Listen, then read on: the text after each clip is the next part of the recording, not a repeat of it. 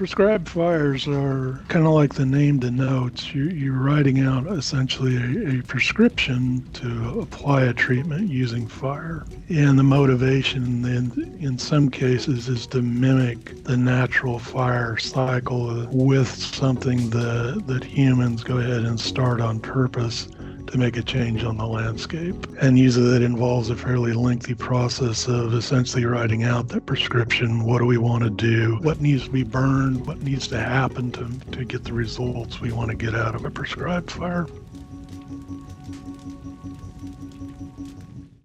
There's similar concerns with prescribed fire as there is with wildfire in that it's somewhat uncontrollable. You have influences, the terrain and the wind and things like that can cause fire intensity to be really higher and therefore cause resource damage.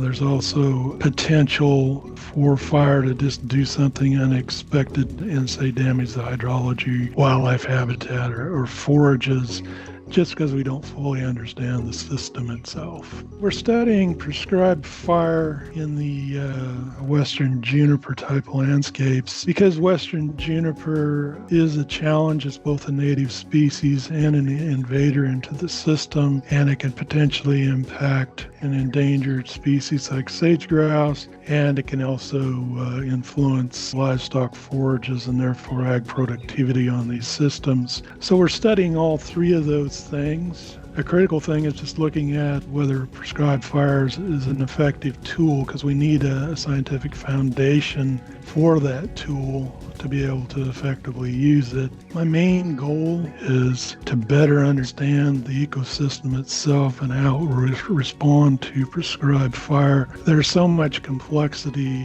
in a natural system or one that's become somewhat unnatural because of human influence. There's just so many factors. So better understanding and synthesis of that understanding so that when we approach a system that needs treatment with prescribed fire, we can better predict the outcome. And so my hope is that the research becomes robust and applicable to a much larger area, and then becomes a really solid scientific foundation for managers as well as private landowners and livestock ranchers to be able to pick up this information and use it